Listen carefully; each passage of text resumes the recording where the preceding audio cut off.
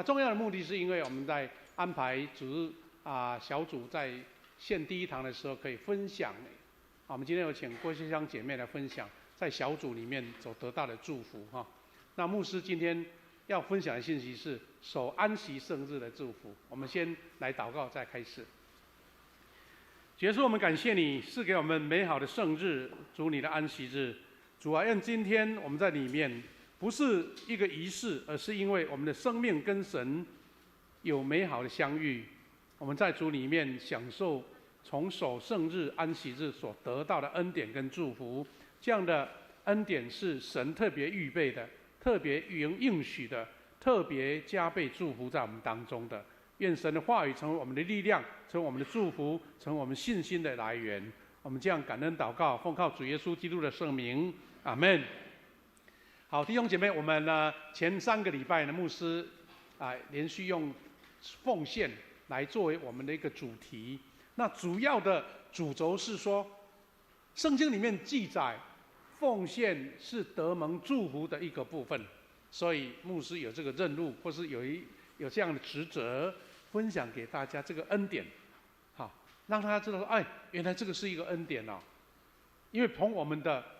这个自己的立场来看，好像奉献就是损失嘛，奉献就是挪出一部分来嘛。但是神说，这是借给神的，这是神要加倍祝福的，帮助穷人也要得神的恩典跟亮光的。那同样的，今日我们要分享的安息日，主的圣日，也同样带有神特别祝福的部分。那所以牧师会特别强调，或是特别分享给大家，好像我们说有好的要分享给大家，不法人哉。那安息日的祝福，圣经里面很多的经文在给我们分享，我们等一下可以再做复习了哈。那我们要先来谈说，为什么有安息日哈？有安息日，而且牧师要加的圣日到底是什么意思？我们现在了解厘清了，我们就知道说，原来这样的重要，这样的恩典，其实上帝创造整个宇宙，创造这个世界，他已经设定了这个安息日的基础了。那当我们回到上帝整个创造的根源，我们就可以抓到神祝福的一个源头哈。那首先第一个是上帝完成创造的工作，就是神最原始的安息日的定义。圣经这样说，上帝赐福少一个赐哈，赐福给第7天，圣化那一天为特别的日子，因为他在那一天完成了创造，歇工休息。意思是说，当还没有当人类被创造的时候，神已经把这个安息日设定好了。他说圣化，圣化的意思是说，普通我们时间按表超过一直吵一直排吵，但是神特别圣化了这一天，因为那一天他完成了创造，一个完美。圣经记载说，上帝看着是美好的，他每创造一天有早上有晚上，上帝看他是美好的，然后最后完整的美好就是完成了创造，所以他是歇了工，这是我们最原始安息日的根源哈。那我们知道直到今天安息日，犹太人还在守安息日。那他们怎么守呢？他们的一个安息日的 Sabbath 就是从犹太的历法一个星期的第7天呢，他们还按照原来的第7天来安息。那但是他们的时间的算法跟我们现在习惯的用法不一样，它是从公历，就是我们的西元的历法，礼拜5的日落到礼拜6的日落。换句话说，他们的开始的时间是这个日落时间开始算新的一天了。我们现在习惯的算法就是一天24小时嘛，那过5月12点就新的一天嘛。比如说我们今天是3月10号，那凌晨12点就3月10号的第1个小时啊。但是犹太人他们用这样算法，就因为按早期有早有晚，所以从晚上开始就休息嘛，到隔天。那从这个安息日，希伯来文的 Sabbath 这个意思应该是停止的意思，就是说把一切事情圆满了，就好像我们做一些个案或是案件完成了，哎，这个很欢乐，很喜乐啊，把这个事情办得很完整这样子哈。那这个是犹太人他们在过安息日的一个图画，他们会全家守这个晚餐，然后吃这一些饼啊这个面包，然后享受一个安息日，就是很多事情就不做了，就把它歇息下来。我们知道啊，耶稣不是常常跟他的门徒还是跟那些犹太的宗教领袖讨论安息日的意义吗？其实后来犹太人把安息日有一点类似把它实施到最好彻底。如果有一些书籍或是电脑的就是网络的讯息，你们看见说他们守安息日守到我让你觉得不可思议牧师就有一个经验你如果到以色列去参观去游览你在他们安息日，我们一般外面的人还是照样去旅游对不对？但是你会看到他们的旅馆，比如说有10层楼的旅馆。有电梯嘛？犹太人守安息日，不能走多远所以你如果从1楼到10楼，它的楼层那么高，就已经超越了安息日的那个距离了呢。所以你会发现那个导游告诉我们说，你注意看他们犹太人在使用的饭店但国际旅馆可能有改变，但是他们传统旅馆没有1楼、2楼、3楼的按键，没有。你就走进去了，对不对？你就站在那边不动，然后那个电梯自动1楼停一次，2楼停一次，3楼停，你就走出来，那就不算走距离了，很有趣他们就觉得好像你看着觉得很幼稚，但是他们就守得很齐所以耶稣不是才跟门徒他们有时候在安息日摘了麦穗吗？安息日去救一只跌下那个坑洞的牛或是羊吗？或是在安息日去救助穷人吗？可不可以？哇，真的很争论呐。不过我们是可以从这边看见，犹太人他们守安息日是修经的不是青菜，就是认真的守，而且守得很照规格来。到现在全世界各地，犹太人在他们的社区都有会堂，然后去那边守安息日，或在家里守安息日，这个是让人家感觉非常惊奇的一个犹太人的传统。但是我们为什么会看这个是安息圣日，也是成为我们基督徒的圣日呢？我们一个转折旧约的圣经记载，神经过6日的创造，到第7天歇了他创造的工，并定为圣日了。圣日，上帝不是休息，而是停止。也就是说，他不是累了像我们工作太累了，精神不济了，他是停止创造。所以它是一个圆满的结束，而不是他累了要休息。这个是圣日或是安息日原来的重要的意思。所以第一个为什么要守安息日，是因为上帝在第7天歇了他的工。安息日是上帝所设立的，安息日是按照他创造的美意，给他所创造的人的一个最美好的休息。第二个是因为我们在新约时代，我们要纪念主耶稣在主日来复活，那这个就产生一个很奇妙的转折啦。刚刚我们不是说第7天吗？第7天，我们的上帝创造天地万物，完美完成了，看作是好的，就休息歇了他的工。但是你注意看，耶稣是在第7天的7天的第1天。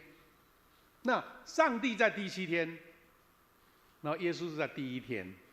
那这个就是我们今天守主日的原因啦，所以圣经记载说，7日的第1日清晨，天还黑的时候，莫大拉的玛利亚来到坟墓，看见石头已经从坟墓挪开了。约翰福音的记载表示说，我们今天是已经很确认在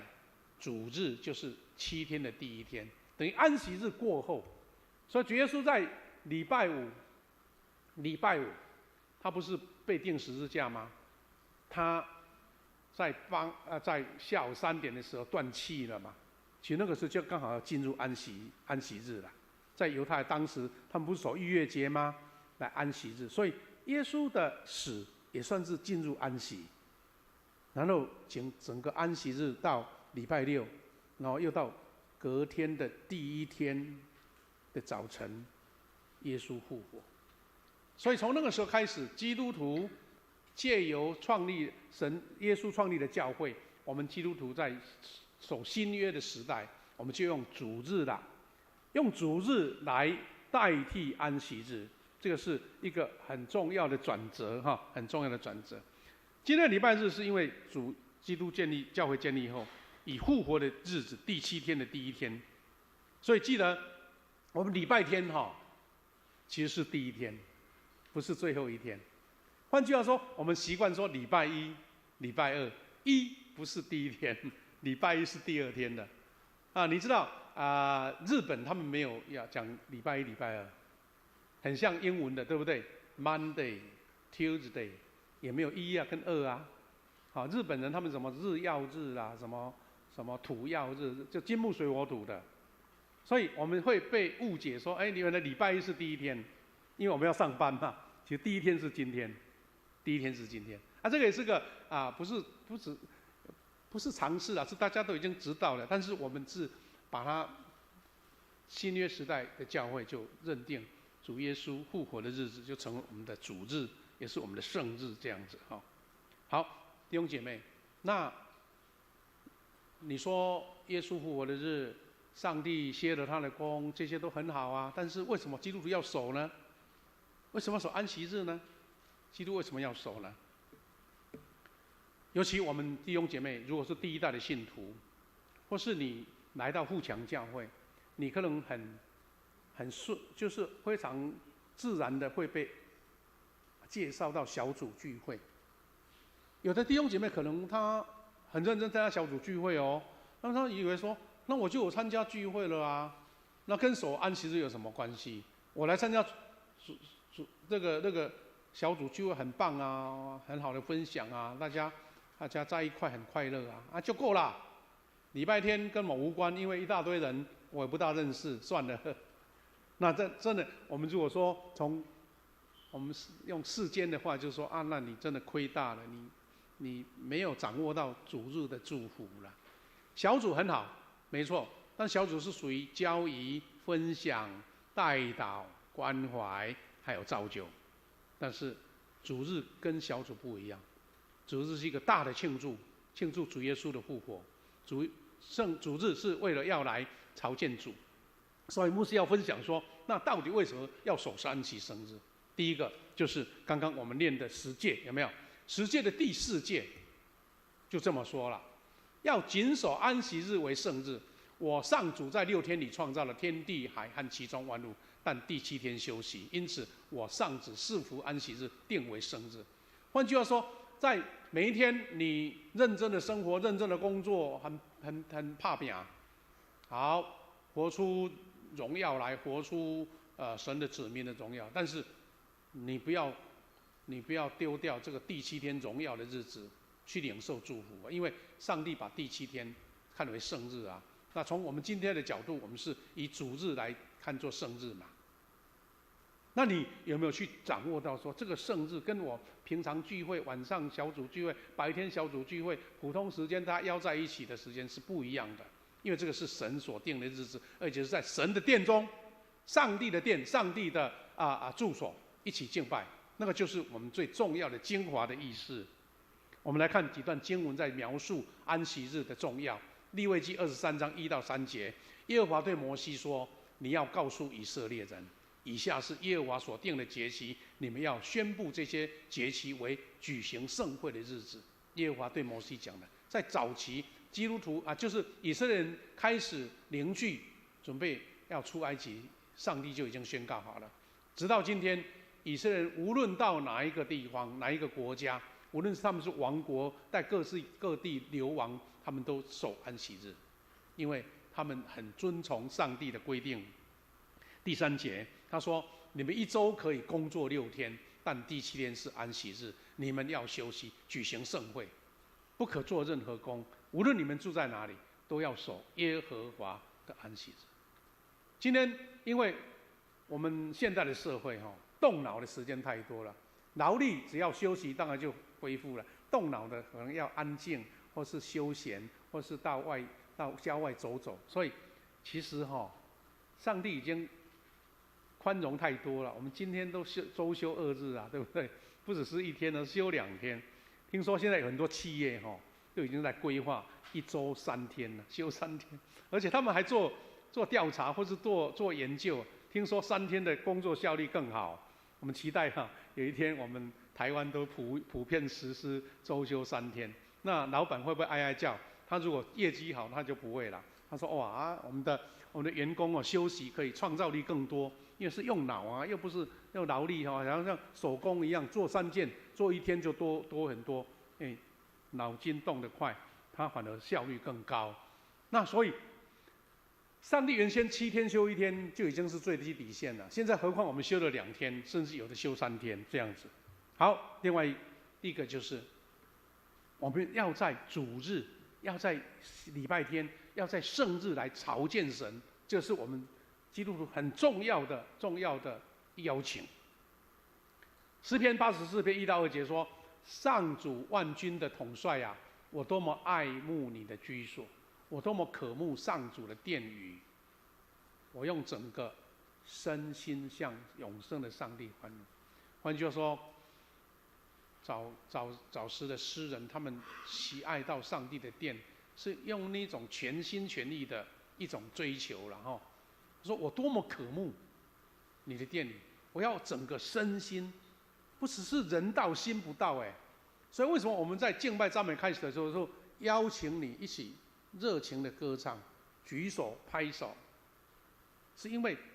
我们是全身心的敬拜，不是口动一动心在外面呢。诗人他这样的介绍给我们，那我们就跟着做啊，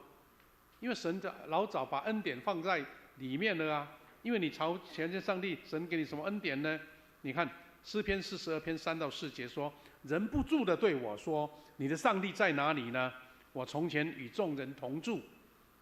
领他们到上帝的殿里，大家用欢呼称颂的声音守节。”42篇就是我们常在读的，说如鹿渴慕溪水，有没有？渴慕神呐！其中有一段话是在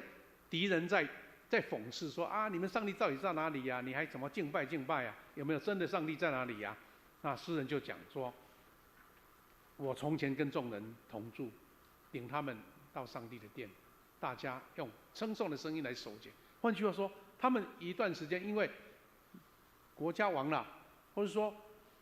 被流徙到各地了，连到上帝的殿敬拜都没有，他们就很怀念呐。他说：“我从前呐，表示他们多么怀念那个到神的殿敬拜，用欢呼称颂的声音守节那种喜乐。那等到没有机会去了，那就感到非常的可惜啊。”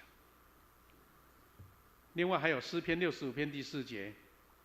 他说：“你所拣选带来住在圣所的人，多么有福啊！我们将饱尝你住处的美善，你圣殿的喜乐。”就是被拣选不是随随便便的。而且这个圣殿的重点是大家同心聚集，不然你平常来礼拜堂空空的。虽然到礼拜堂你可以灵修，你可以静默，但是记得是大家一起守节的喜乐。所以人心就是圣殿，一群基督徒同心的聚集也是圣殿。那来到上帝的住所，他说是多么的有福啊！弟兄姐妹，我们今天第2堂礼拜，我知道有弟兄姐妹他们是从外地来做礼拜我们如果家住在附近，你真的多幸福啊！我们知道有弟兄姐妹，有的住在新化，有的住在善化，有的是在嘉里，有的是在安南区，南区的有的住在嘉定，有没有？在高雄部分，他们渴慕神的殿宇，来到这个圣殿敬拜神。那你住在附近，你如果没有那种心意渴慕，你会觉得说好像还蛮远的哦。但是渴慕就不怕远，对不对？以前有我们现代人因为弟兄姐妹大家工作的范围有时候都很远要交通很远。有时候我们知道我们有教会的弟兄姐妹可能住在新竹，他要到台北台北要上班，每一天要通车通那么远。因为他为了工作，他不得不这样做。但是你同样的渴慕来神的殿宇啊，再远你都不会觉得远。所以我们就看到说，你现在能够骑着机车不到几分钟，开着车，能够很顺利来到教会敬拜神，而且交通啦、场所啦都准备那么好，我们就怀念到说，我们的祖先呢，我们在台湾有教会以后，我们的前辈他们怎么样敬拜神的，这是一个非常经典的故事，非常经典的故事。有一位叫做李家松牧师，他已经大概过世40年了啦，过世40年了。他在当时要在年老的时候写了一本书，叫做《100年来》，等于是他的回忆录。他写100年来，他写他家族的故事。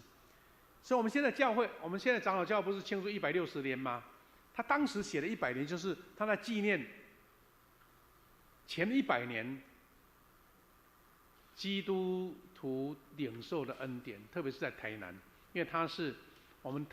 以前台南县的冈林，有没有听过？左镇区的冈林村呢，冈林里。现在冈林可能大家不大注意，但是有那个什么高地，有一个高地在看那个云海很漂亮的那个地方，还有一个乌山呐，里面到很偏僻的地方，很多人喜欢去那边，因为那边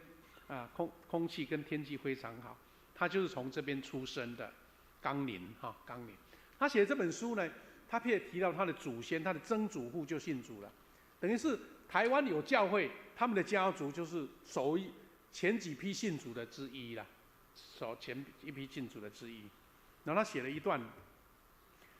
当时他们的家人信主之后去做礼拜的故事，听起来真的是太感动了，太感动。我先讲一个开头，就是说，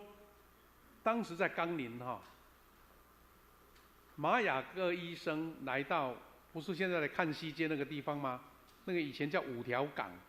在运河边设立了一间诊疗所，就是新楼医院的开始，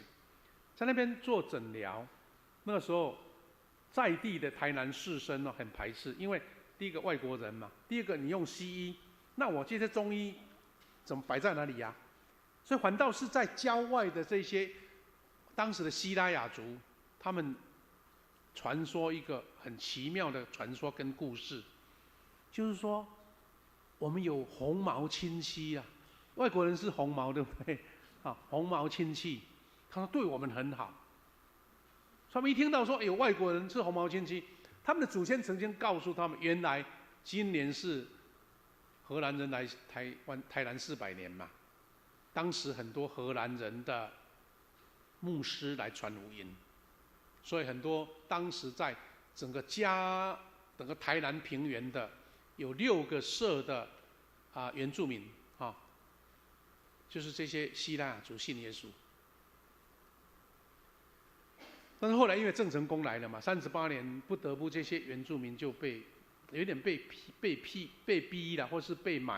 收买土地，他们就只好移到山区去了。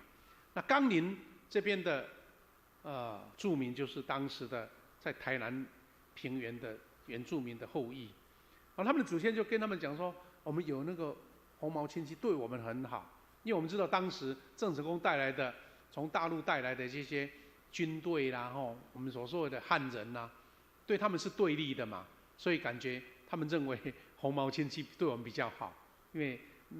当时的荷兰的牧师还教他们怎么讲新港语，用白话文把它编成新港语，教他们认字、读圣经，甚至曾经在现在的咖喱呀那边以前叫萧陇，曾经设立一间学校，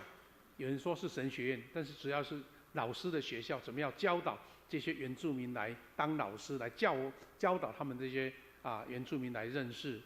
真理、认识字那这些故事，我说一个渊源就是，这些祖先他们有宣传说他们的祖先就是红毛亲戚很爱他们，所以当马雅各医师来这边开医馆的时候，在冈林的这些原住民，我们说西拉雅族的后裔，他们有生病，他们觉得我们是不是来找这个外国人来医治？果然，因为当时的西医的医术很好，很多人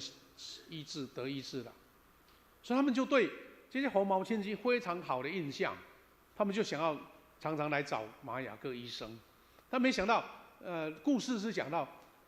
马雅各医师开不到多久，就被在地的汉人把他排斥了，赶他们走了，说他马雅各医师啊做什么坏事啦，还挖什么小孩的心肝呐，要做药啦，反正就是一些诬陷啊，所以他们只好怎么样？怕危险，又迁回到高雄的旗津，那个当时叫旗后，因为那边有英国人得到满清政府的允许，在那边设立一个港，而且那边有他们的领事馆，而且还有医疗所。所以马雅各医生等于是回到那边继续看诊，也传福音了。好了，那当时呢，我们知道现在台湾基督长老教会有2个纪念开创的第一间教会，一个是在台南的太平境教会，一个是哪里呢？一个就是在高雄的旗后教会。因为这2间他们都有不同的来源呐哈。因为如果照根据地来讲，现在也有个看西街，但是看西街后来没有设教会，是设在太平境，所以太平境是第一间台南的教会。但是在旗后的医馆，他们也在做敬拜所以他们2间都同时认为说我们是台湾的第一间教会。没关系，这个是很好的故事啦哈。那重点是什么呢？李家松牧师他们的祖先呢，因为很渴慕上帝，而且很想，比如说刚好借这个机会，有一些族人呢有病痛可以去给马雅各医生看，所以他们就决定了，既然搬到旗后，我们也要去，从冈林走路到旗后。那牧师收集了一些资料，李家松牧师呢，他写的这本书叫《100年来》，等于他的回忆录，他写了他祖先怎么去敬拜神的故事哈。一段短短的文字很感动，他说，从台南县山地崎岖地方的冈子林，因为以前台语就公阿拿嘛，我们现在把它缩写成冈林，到高雄旗后，在100多年前，曾祖父要率领一家人去旗后看马医生，并听到做礼拜。什么时候呢？礼拜6的大清早，天亮前，等于是大清早哈。准备太阳出来前，他们就带着火把出发，一起往哪里走？往南走，因为冈林在北边嘛，往南走。当时他们走的路线呢，牧师也没有很直接的证据跟资料，但是我们确定不是走现在的省公路，因为省公路当时还没有。当时在100多年最好走的路，可能反正是现在的台山线，因为他们从冈林沿着溪谷沿着溪谷走过木栅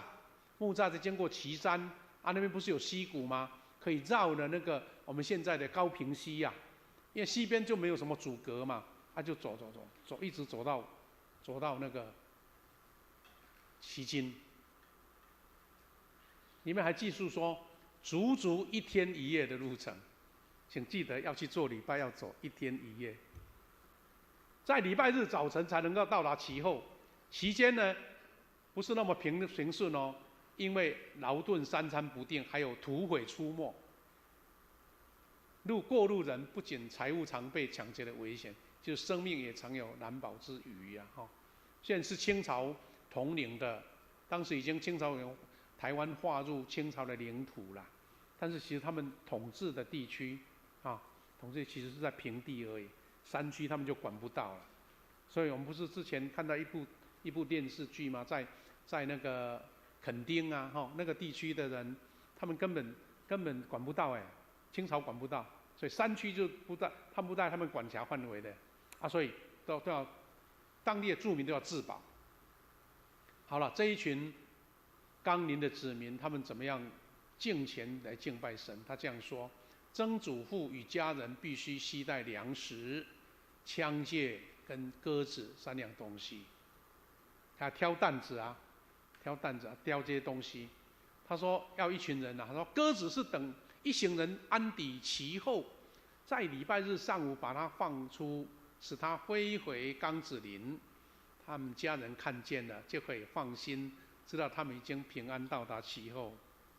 弟兄姐妹，我们看到从今天算是150多年前了，他们族人为了要去敬拜神，单程1天1夜，那回程呢，也是1天1夜，所以等于2天2夜。1个礼拜我们是周休2日，他们1个礼拜是走2天，周休一周运动2天，他们是为了要渴慕去做礼拜。起初我听了这个消息，我以为说，会不会是圣诞节啦、复活节啦，或是要举行圣餐，我们才一起组个队去参加？后来看到马雅各医生，他是宣教师嘛，他要写报告，用英文的写叫 Messenger， 送回英国本部，写他接触这些百姓信主的故事。他特别讲到说，在木栅北边10几里的一个冈林，有一群人，大概50多人都信主了。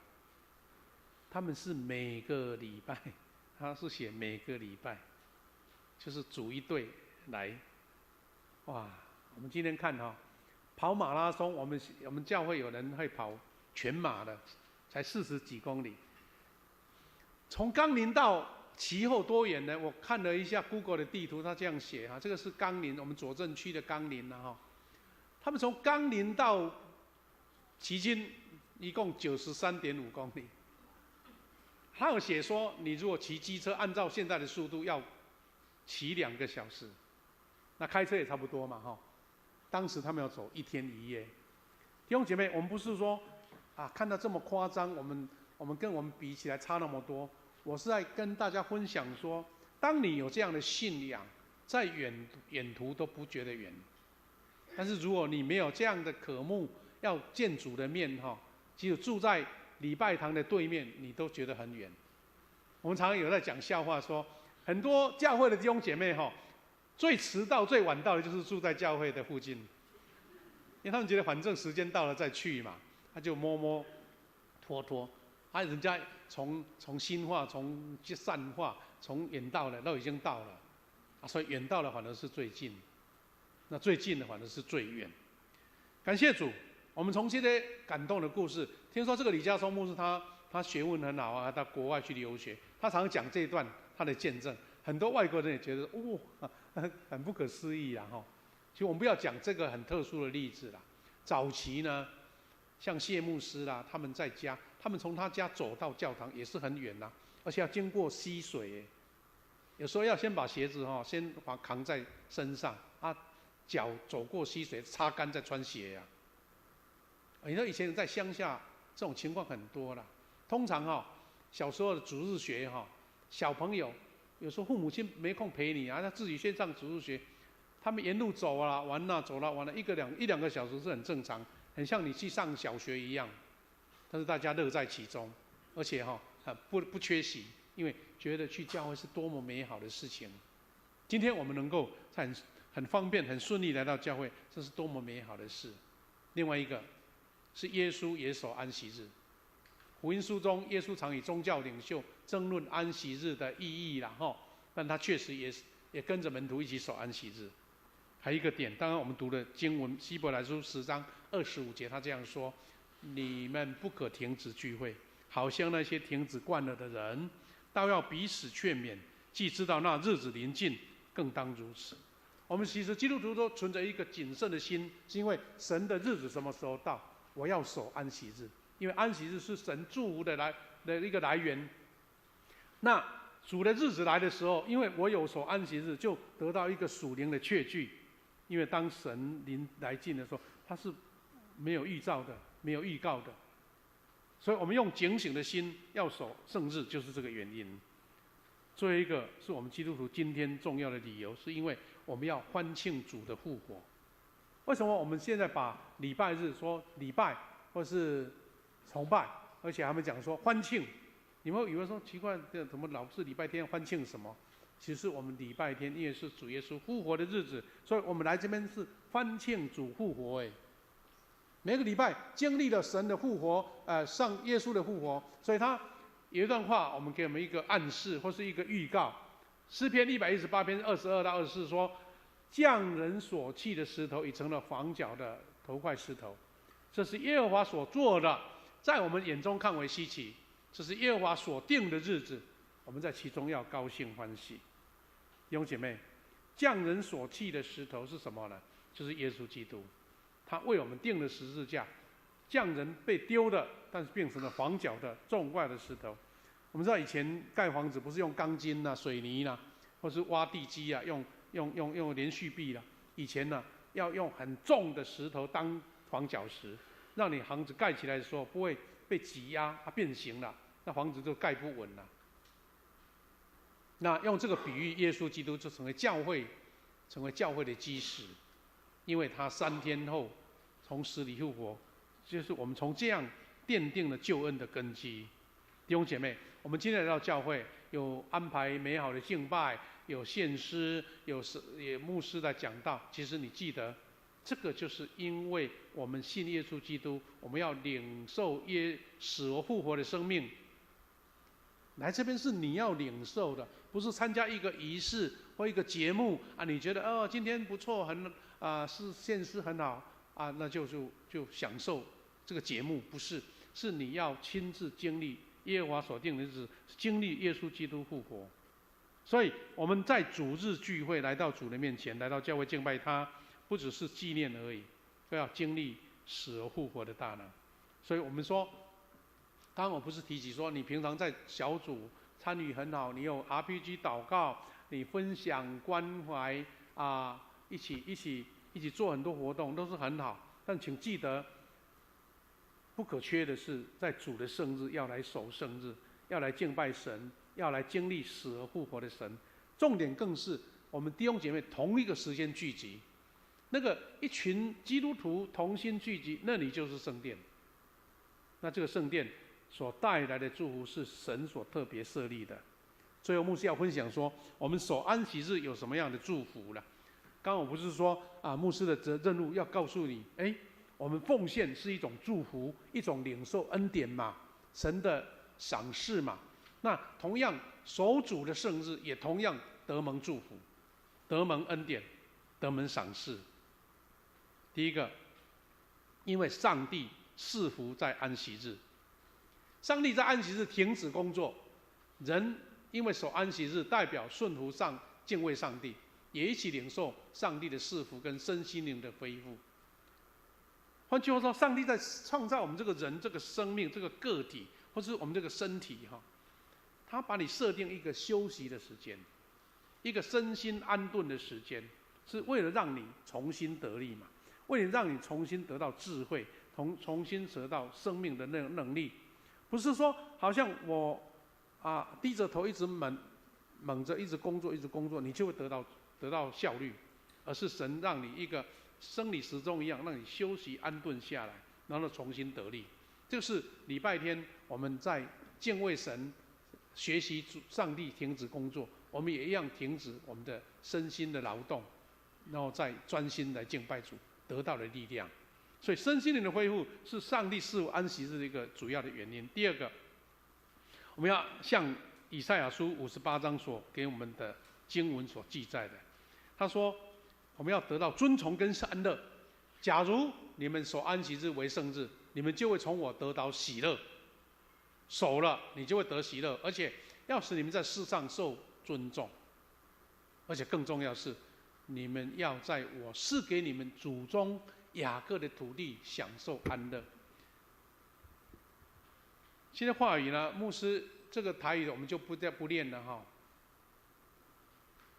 这段话我们如果有印象，我们上个礼拜不是读了记住穷人奉献得到的祝福吗？其实这段经文就是在前面的接下来。我们上个礼拜读了第10节，你看还有印象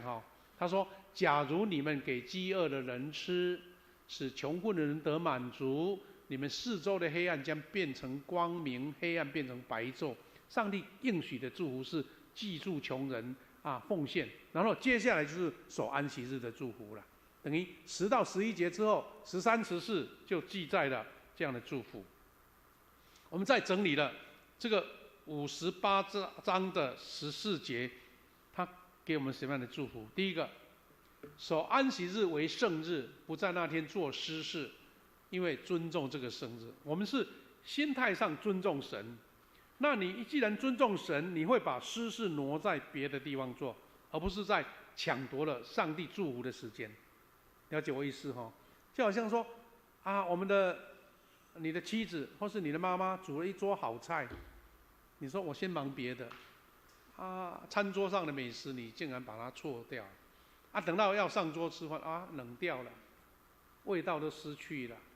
我们不是喜欢到店里面吃好吃的吗？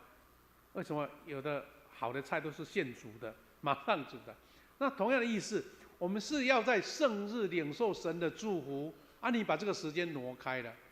那你就失去了最美好的部分。第二个，他说我们会从上帝得着喜乐，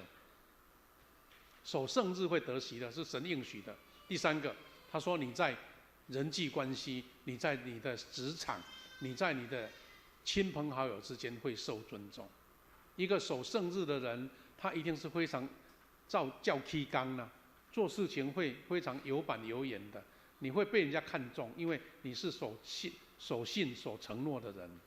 所以他所延伸出来的，有时候这个等于是神给你额外的好处。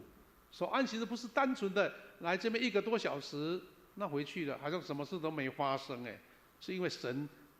衍生的祝福就是附带在这边。最后一个很重要。这是我们人生最重要的关系。他说，要赐给你们祖宗雅各的土地享安乐，什么意思呢？就是我们要一直承继这个美好的产业，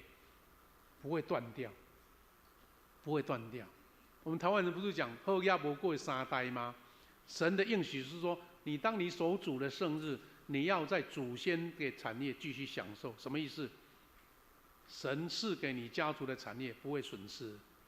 我们常听到有一些新受洗的基督徒，或是他在讲他的故事，都常常讲说：“哇，我的什么阿公阿祖那一代是大地主了，从这边看，从那边的地都是我们的啊，现在都不是了，因为可能出了一个不孝子，或是撩不要囝啊，把那些家产都败光了，赌博啦，或是被骗啦。那等于我们的家族要兴旺都要一波一波来，得到了又失去，得到了又失去。但是神应许说，当你守主的圣日的时候，你要继续享受你祖先所承受的产业。换句话说，好，我在这一代我知道这个信息了，我要怎么样把我的产业留着呢？我要把我家族的事业继续兴旺呢？你记得要守圣日，因为圣日神给你应许，等于神帮你把关。神帮你承继或是守这个产业，让你的子孙，那是神给我们这个保险多好，比你用什么方法都好。好，牧师在高雄牧会的时候，教会有一个长老，当时在大概50年前的当时台湾还没有非常好的那个西药的一个代理商，所以在海港边很多人经营这个医药的事业，就是说我从香港，我从外国进一批医药或是西药哪一种药，或是打针的针剂那以前比较少大医院嘛都是诊所，那些医生都要跑来这些药商来买就是拨一些药，比如说我要几个针剂啦，几种药啦。就等于是单人购买所以生意很好。那这位长老呢，夫妻他们就设定了，他们在盐城区的闹区做生意。他们说我们礼拜天不开店，因为我们要去敬拜上帝。而且他的员工、他的职员说，你们也可以不用上班，但是要去教堂。看起来好像损失，因为当时我们没有周休2日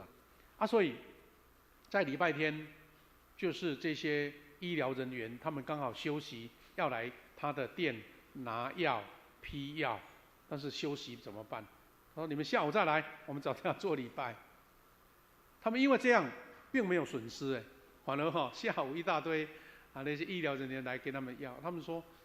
我们得到祝福好多他们就因为谨守安息日，然后神就大大的祝福他们。这个人如果我们听到就知道了，我们现在不是那个萧美琴副总统被当选了吗？她就是萧美琴的爸爸的姐姐，爸爸的姐。当时他们在高雄哇，等于是好野人啊。所以呢，有时候神学院缺钱萧美琴的爸爸是神学院长，都要跑去找这位长老说，现在好像神学院的钱不够用怎么办？可以拨一下来帮助，而且他都不具名，有时候是私下奉献。神在这个长老的家做了很多很多美好的恩典跟祝福，是因为他们觉得圣日是神所赐给的，我就是要谨守，不是因为守了安息日那几个小时损失了，他们就少赚了，反而神给他们更多，那就是个信心的法则嘛。就像奉献一样，你表面上看的是损失，但神说我要给你，神帮你保留的，我想比你自己用手艺的方法保留更多更重要，而且他要加倍赏赐给你。何况我们今天刚有提到了周休2日，我们其实要安排参加主日礼拜的时间并不困难呐。会时间规划的人，他就会守安息日，因为他是时间的安排非常的美好，也不会影响你的社交，也不会影响你的家庭生活，也不会影响你的工作，而且你会得到祝福，那是多好。所以我们规划怎么样做奉献，我的财务规划怎么样奉献是属神的，我怎么样规划什么神圣的时间是属上帝的，我想你就是一个成功的基础了。不会没有人因为守安息日他变穷人，或是他变成一个这社会不被器重的人，因为他从守时间、守跟神的约定，他已经成功一半了，因为他的整个性格的安排就已经站立在一个成功的基础上面。我特别期待我们年轻人，你能够看重这个守安息日、守圣日的时间，因为神在暗中给你的祝福，比你认真努力加倍还重要。这是圣经讲的，不是牧师讲的。弟兄姐妹，所以我们要学习守安息日，很像奉献一般。刚刚已经提过了，把这个神圣的时间奉献在上帝的面前，并领受他的赐福。奉献也好，守安息日也好，还包括我们刚刚读的第5诫，你要孝敬父母，你在世上的日子要长久。这些你圣经常常读、常常念，这个祝福你都不要不紧，神要给你，你说这个跟我不重要，那你到底要得什么福气，我就不知道了。你人生不是要做美好吗？兴盛吗？得祝福吗？神就已经摆好了这些祝福在里面了。感谢主，弟兄姐妹，我们除了来敬畏主、来朝见主、来敬拜神以外，最后我们更重要的，或是非常重要的，就是我们基督徒一起聚集，要享受主内家人相聚的美善。我们一起来念这一段大家很出名的经文，一起来看呐，弟兄和睦同住，是何等的善，何等的美。感谢主。我们为什么会准备爱心午餐呢？你一定不会认为说，哇，爱心午餐是一个丰富的大餐，比在外面吃一餐400-500块、500-600块的好。你不会认为这样，因为我们是简单的餐食。但是请记得，那个餐食的意义是让你一起坐下来，跟你1个礼拜可能见1次面的弟兄姐妹一起，在借由饮食分享神的恩典，分享一些你在信仰上的了解，或是彼此的鼓励，或是彼此的来更认识对方。是因为神给我们一个应许，说弟兄和睦同住。旧的圣经是同居啦，同居这2个字在文字上已经有不同的意思，所以我们就讲同住是何等的善，何等的美。愿神借由弟兄姐妹，你看重奉献，看重主的圣日，你就看见神在我们身上所显示美好的恩典。很多人因为守了圣日，神的恩典是许许多的见证说不完。我们要来唱一首诗歌，这首诗歌呢是献上自己为祭。要唱之前，我说一个简单的解说。这边有解说到我们下一章，它还有一章，他说：“让我们重建大卫倒塌的帐幕。”这段话在圣经里面有2个意思，一个是大卫不是建了圣殿吗？然后这个帐幕就倒了嘛，我们要重建起来，就是在提醒我们要敬拜神的生活。另外，他的意思有更深的意思，说重建上大卫所建的王国，能够以色列能够重新恢复。那愿我们借由这首诗歌，再次确认我们在神的面前领受这样的祝福。一起来唱，坐着唱这首诗歌，献上自己为祭。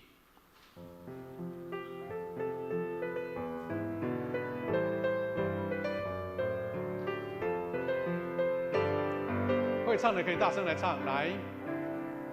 献上自己为祭，完全降服于你。以我手胸来担上，恩高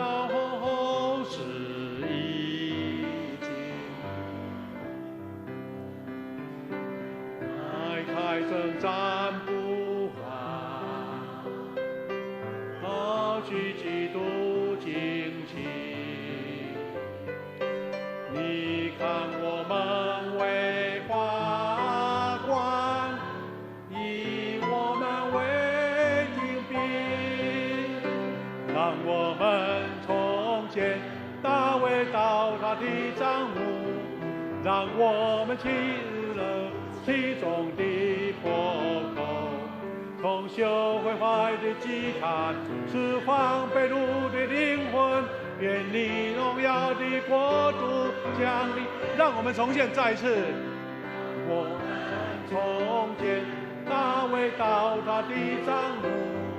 我们起来堵住其中的破口，重修毁坏的祭坛，释放被掳的灵魂，愿你荣耀的国度降临，愿你荣耀的国度降临，让我们堵住其中的破口，重修毁坏的祭坛，释放被掳的灵魂。弟兄姐妹，我们一个短短的一个回应的祷告。第一个，我们跟神祈求说：神啊，你在经文里面，你好多的地方应许守主圣日的祝福。神啊，我要这样的祝福，也让我能够有美好的时间规划，不会因为私人的杂物缠身或是烦扰，影响到我们跟神见面的时间。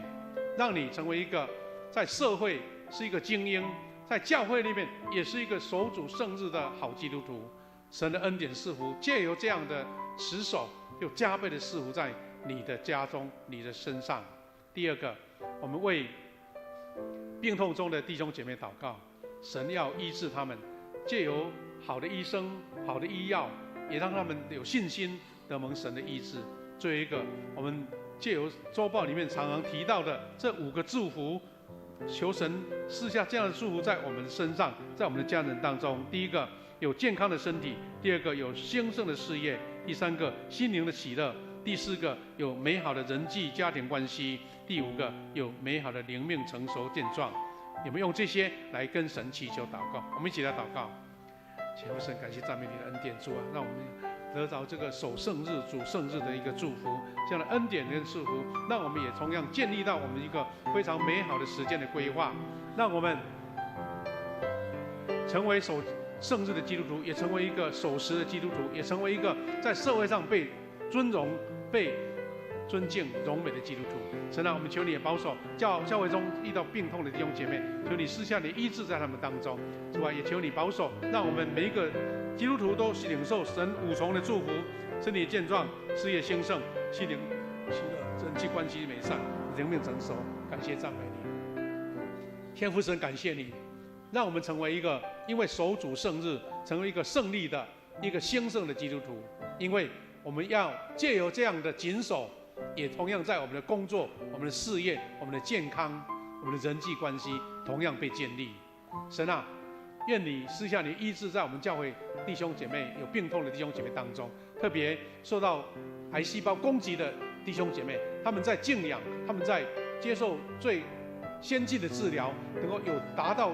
美好的效果，恢复他们的健康。也求神将5样五重的祝福赐福在我们在座我们弟兄姐妹、我们的家人、我们的在线上弟兄姐妹，有健壮的身体，有兴盛的事业，有喜乐的心灵，有美善的人际关系跟家庭关系，特别是有健壮灵命的成熟。愿神将这恩典赐给每一位愿意追求、承认主是我们的救主，承认上帝是创造我们的神的当中。对每一位弟兄姐妹祷告、祝福，奉主耶稣基督的圣名，阿们。